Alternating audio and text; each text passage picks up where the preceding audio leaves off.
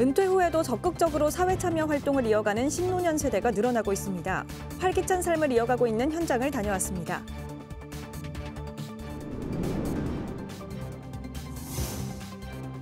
사상구가 구립치매요양원 건립을 본격 추진합니다. 전국 특광역시 중 기초지자체가 치매요양원을 짓는 것은 사상구가 처음입니다.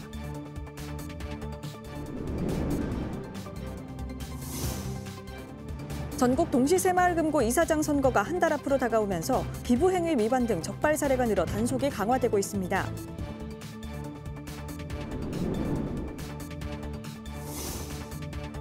정부가 국민불편 규제 개선 사항 38가지를 발표했습니다. 주요 내용을 정리해봤습니다.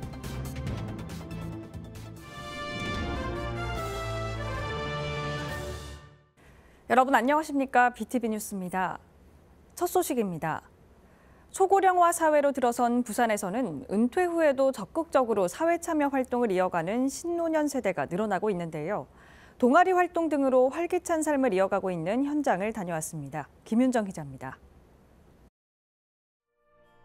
부산에 위치한 하센터 음악실. 색소폰 연주에 시간 가는 줄 모릅니다.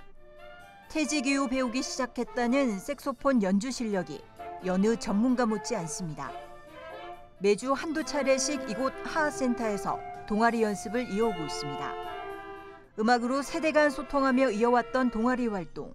이제 정기적인 지역사회 봉사로 따뜻함까지 나누고 있습니다. 이 박자를 맞추고 악보를 본다는 건 치매 예방에 도움되고 저는 굉장히 강추합니다. 늘 공부할 수 있다는 거. 지금도 공부하는 거거든요. 우리 매일 모여가지고 서로 호흡 맞추고. 그런 점이 참 좋습니다. 하센터 또 다른 교실, 칼림바 연습이 한창입니다. 늦었다 싶었던 나이에 시작했지만 새로운 도전으로 삶의 가치까지 높이고 있습니다. 나 혼자 즐길 수 있는 조금 매력적인 그런 악기일 것 같아요. 해보니까 재밌어요. 근데 나와서 나보다 젊은 사람들도 만나고 젊은 사람들 생각도 알고 또 이렇게 배우니까 다시 좀 내가 살아있다는 것, 내가 좀 젊어진다는 것, 그런 거 생각했어요. 비어있는 공간을 활용해 지역 신노년들을 위한 시니어 복합 문화 공간으로 꾸민 하센터. 부산시는 2곳에 불과했던 하센터를 올해는 6곳 추가하고 2026년까지 16곳으로 확대할 계획입니다.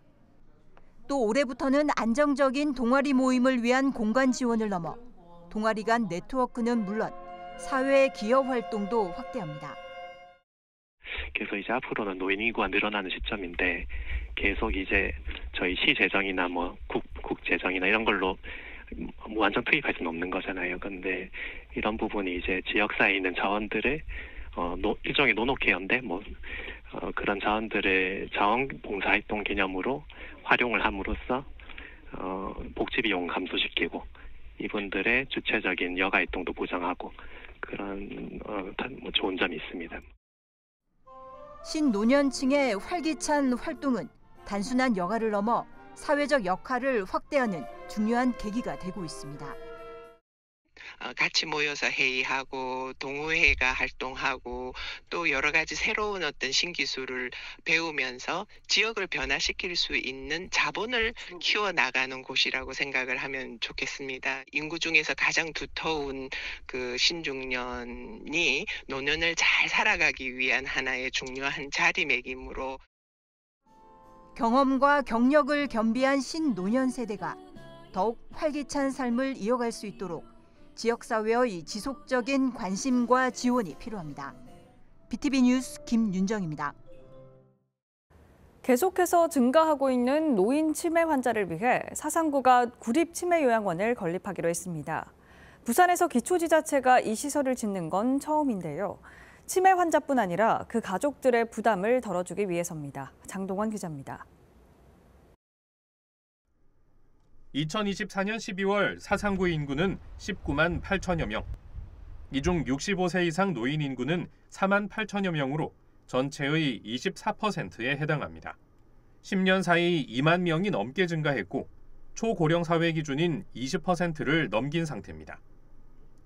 2023년이면 32.7%, 2040년엔 41.9%까지 증가할 것으로 예상되고 있습니다. 고령 인구 증가에 따라 치매 환자 수도 늘어나고 있습니다. 사상구 65세 이상 치매 환자 수는 2018년 2,690명, 2024년 12월 현재는 3,695명인 것으로 나타났습니다. 사상구는 치매 환자 돌봄을 비롯해 환자 가족의 정신적, 경제적 부담을 덜어주기 위해 구립 치매 요양원을 건립하기로 했습니다. 어르신들께서 가장 고민하는 것이 내가 치매가 걸렸으면 어떻게 될까? 이게 걱정하는 분들이 참 많았습니다. 행정에서 하는 여러 가지 역할들은 중요하고 지금 하고 있지만 그것은 좀 더 부족하다. 그래서 어려움이 없는 우리 사회를 한번 만들어 보자. 2022년부터 시작된 사업은 경제적 타당성이 있는 것으로 분석됐고 현재는 행정 절차들을 마무리했습니다. 특광역시 중 기초지자체가 치매 전담 요양원을 건립하는 첫 사례로 꼽힙니다. 사상구 구립 치매 요양원은 모라동 모덕초등학교 인근에 들어설 예정입니다. 지상 2층 규모로 일반실 없이 48명을 수용하는 치매 전담실로만 구성되고 프로그램실과 공동 거실, 물리치료실 등을 갖추게 됩니다. 특히 각 환자 특성에 맞는 맞춤형 케어를 비롯해 환자 가족을 위한 프로그램도 운영될 예정입니다.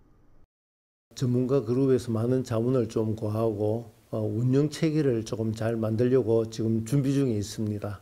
전국에서 가장 모범적인 그런 치매 전담 요양시설로 해서 노인 친화 도시 사상 만드는데 가장 선도적인 역할을 하는 중심적인 센터를 만들고자 합니다. 사상구는 구립 치매 요양원 건립에 77억 원을 투입합니다. 치매 전문 기관이 위탁 운영토록 하고 운영비 일부는 고향사랑기부제 기부금을 활용한다는 계획입니다. 이달 중으로 설계 공모에 들어가 올해 12월 착공, 2026년 말 준공을 목표로 하고 있습니다. BTV 뉴스 장동원입니다. 올해 처음으로 실시되는 전국 동시 새마을금고 이사장 선거가 한 달 앞으로 다가왔습니다. 지난달부터 예비 후보자 등록이 시작됐는데요. 기부행위 등 선거법 위반 사례가 늘며 단속이 강화되고 있습니다. 보도에 김석진 기자입니다. 제1회 전국 동시 새마을금고 이사장 선거는 다음 달 5일 치러집니다. 지난달 21일부터 예비 후보자 등록 신청이 이루어지고 있는 가운데 선거법 위반 사례도 늘고 있습니다. 동래구 선관위는 지난달 22일 선거 입후보 예정자 A씨 등 3명을 경찰에 고발했습니다.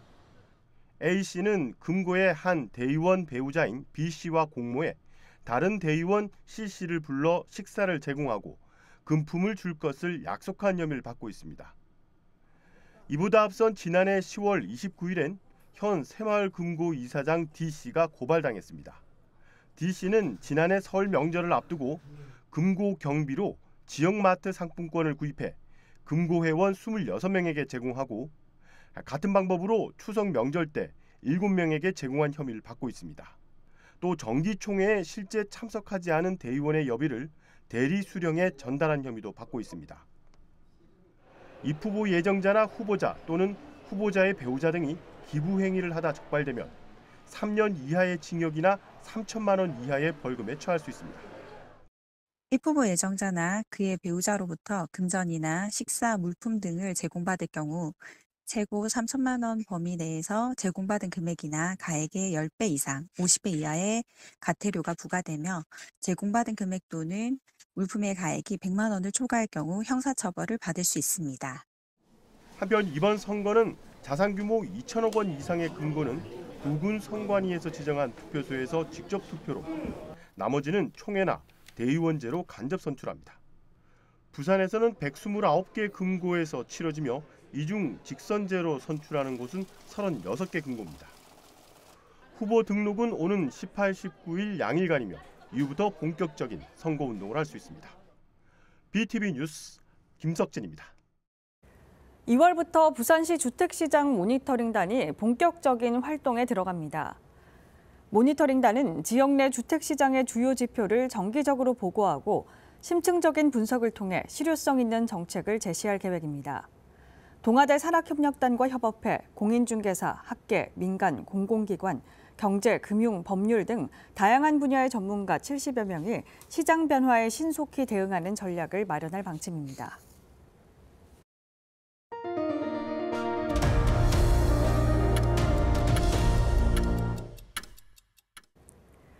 부산 남구는 지역 영세 음식점을 대상으로 노후화된 주방시설 교체와 청소 비용을 지원하는 2025년 음식점 주방 환경 개선 사업을 시행합니다.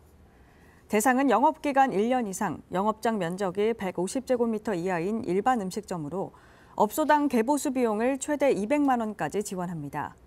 신청을 희망하는 음식점은 2월 3일에서 28일까지 구청 환경위생과를 방문하거나 이메일로 신청서 등을 제출하면 됩니다. 10년 넘게 등록금을 묶어뒀던 지역 사립대학교가 잇따라 등록금 인상을 결정하고 있습니다. 학령 인구 감소에다 물가 급등으로 대학의 재정이 악화된 것이 주요 원인인데요. 수년째 벚꽃이 피는 순서대로 지방대학이 문을 닫을 것이라는 위기감에 대학이 빠르게 구조조정을 하며 오히려 경쟁력이 높아지고 있다는 분석도 나오고 있습니다. 차선영 기자가 보도합니다. 부산 지역 사립대학교가 잇따라 2025학년도 학부 등록금 인상을 결정했습니다. 동의대학교는 지난해 13년 만에 5.44%를 인상한 데 이어 올해도 5.29% 인상했습니다.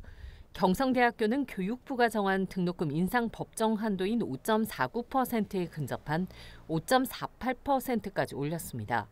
부산 가톨릭대 역시 5.2% 인상한 가운데 대다수 부산 지역 사립대학교가 등록금을 인상할 것이라는 전망이 나오고 있습니다. 학령 인구 감소로 인한 등록률 급감, 지속적인 물가 상승, 여기에 인건비 등 고정 비용이 천정부지로 올랐기 때문입니다. 그렇다면 대학이 10년 넘게 등록금을 동결한 이유는 무엇일까?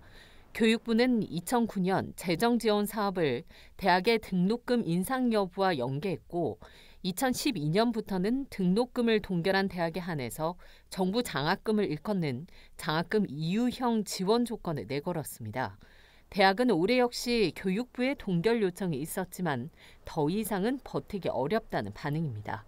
정부에서 재정 사업이나 이런 게 좀 제한을 두겠다 했는데 뭐 그런 것도 있지만 그래도 이제 최근에 보면은 그런 게 크게 뭐 불이익이 좀 없는 것 같기도 하고요. 지금 국가장학금을 이유형을 받는 학생들한테 그걸 못 받잖아요. 학생들이 그만큼을 저희가 보전을 해줘야 되긴 합니다. 정부 지원 국가 장학금을 받지 못하더라도 최근 고물가로 인해 등록금을 인상하는 것이 더 유리하다고 판단한 것으로 보입니다. 지방대학이 존폐기로 했었지만 대학 경쟁력은 외려 개선되고 있다는 분석도 나옵니다. 부산, 울산, 경남 지역 대학의 입시 경쟁률 1대1 미만 학과 비중이 2023년 95개인 16.8%에서 2025년에는 41개 5.3%로 크게 감소한 것으로 나타났습니다.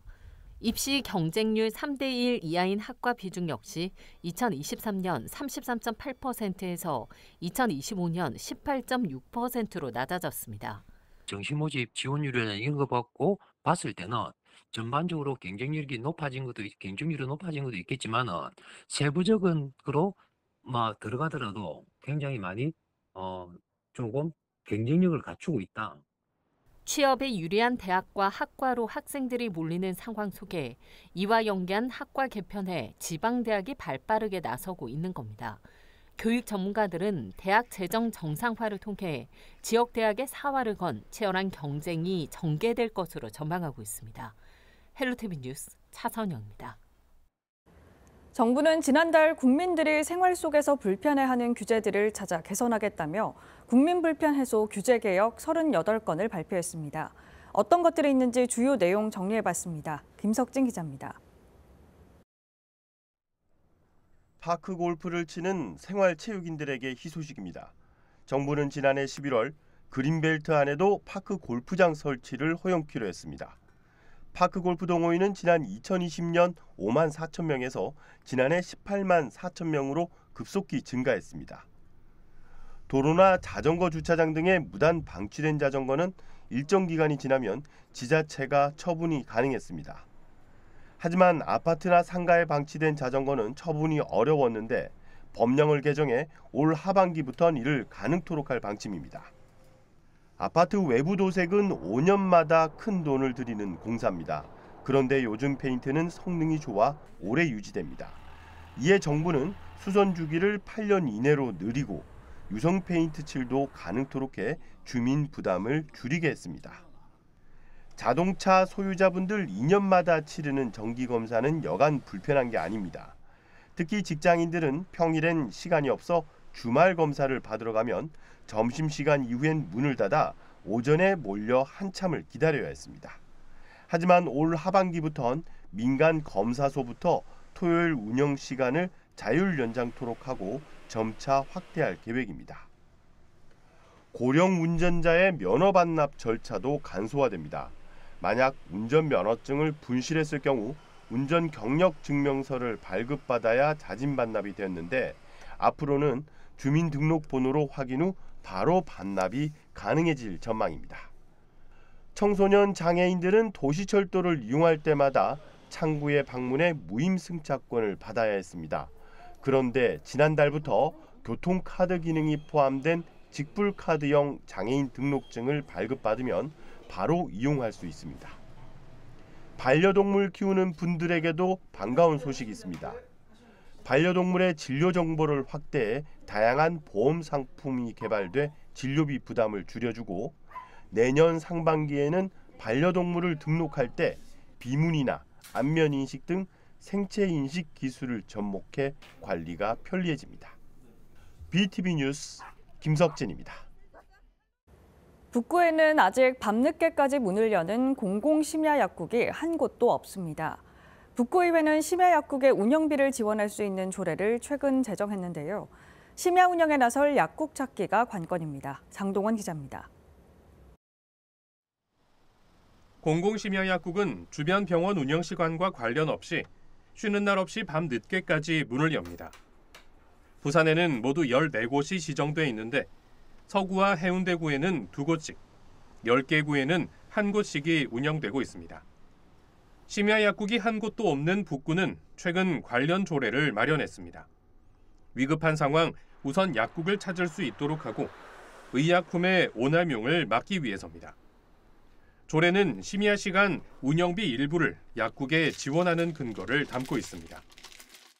근데 28만 명에 가까운 주민들이 살고 있는데 그 심야약국이 없다는 것은 의료 환경이 열악한 그런 상황이기 때문에 한 군데 지정된 어떤 약국들이 있으면은 그 약국에 가가지고 약사한테 약을 사면서 복약 지도라든지 받으면은 주민들이 좀 더 안심하고.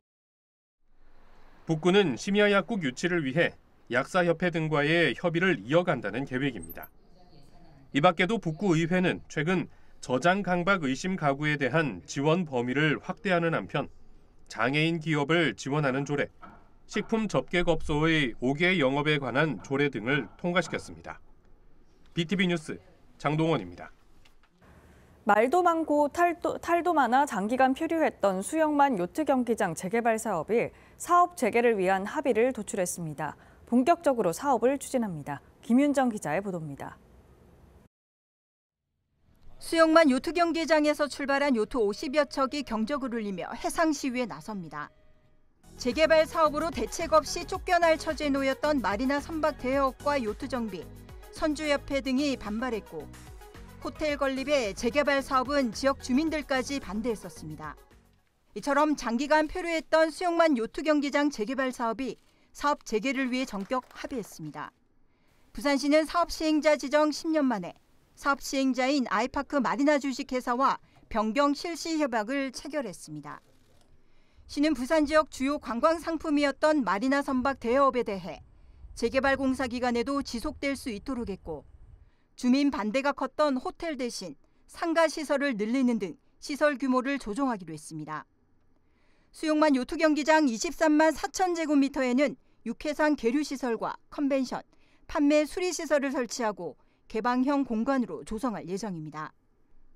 또 요트 대형화 추세에 따라 계류시설은 60석 줄어든 대신 요트클럽 면적은 대폭 늘리고 수변 보행로를 잇는 등 공공성을 확보한다는 설명입니다. 2026년 12월 준공을 목표로 부산시는 변경된 실시 여백에 따라 행정 절차를 신속하게 추진할 계획입니다. 다만 재개발 사업 과정에서 공유수면 점 사용료 면제를 둘러싼 특혜 논란은 여전히 남아있어 막판 진통을 겪을 것으로 보입니다. BTV 뉴스 김윤정입니다. 유난히 길었던 이번 설 연휴 기간 농림축산식품부 산하 한국농수산식품유통공사 AT와 SK브로드밴드가 함께한 전통시장 환급 행사가 5일간 진행됐습니다. 시민이 전통시장에서 일정 금액 이상을 사면 온누리 상품권으로 최대 20%를 환급해주는 행사였는데요. 내수 침체로 어려운 요즘 서민들의 호응을 이끌었습니다. 이재원 기자입니다. 설 준비가 한창이던 지난 22일 서대문구 영천시장. 이른 시간임에도 많은 시민들의 발길이 이어지면서 오랜만에 활기를 띱니다. 특히 이번 설 기간 중에는 전통시장에서 육류나 과일 등 농축산물을 구입할 경우 온누리 상품권으로 환급해주는 행사가 열렸습니다. 하루 1인당 34,000원 이상 구매하면 만원, 67,000원 이상이면 2만 원의 온누리 상품권으로 환급해줬습니다. 더 좋은 제수용품을 조금 더 싸게 구입하고 싶은 시민들에게는 즐거움을 선사했습니다. 제수용품도 사고 고기도 좀 사고 이렇게 혜택 받으니까 아무래도 너무 힘드니까 사기가 좀 겁났는데 그래도 이렇게 해주시니까 너무 좋아요. 너무 좋아요. 마포구 대표 전통시장인 망원시장도 마찬가지. 정육점에는 차례상에 쓸 고기 구입 행렬이 이어집니다. 힘들죠. 그래서 이번에 명절 준비하면서 걱정을 많이 했는데 지금 그 상품권 많이 나와 있잖아요. 온누리 상품권하고 농활 상품권 생각보다 많이 도움이 되더라고요. 바쁜 손길 속 피로도 잠시. 평소보다 늘어난 손님과 매출에 상인도 행복한 미소를 짓습니다. 상인들 입장에서는 이런 행사가 없었다면 굉장히 어렵죠. 근데 이제 정부에서 이런 행사를 해주시니까 저희 상인들 입장에 굉장히 감사함을 느끼는 거죠. 도움이 많이 되고요. 이번 농축산물 온누리 상품권 환급 행사는 서울 등 수도권은 물론 전국 290개 전통시장에서 동시에 열렸습니다. BTV 뉴스 이재원입니다.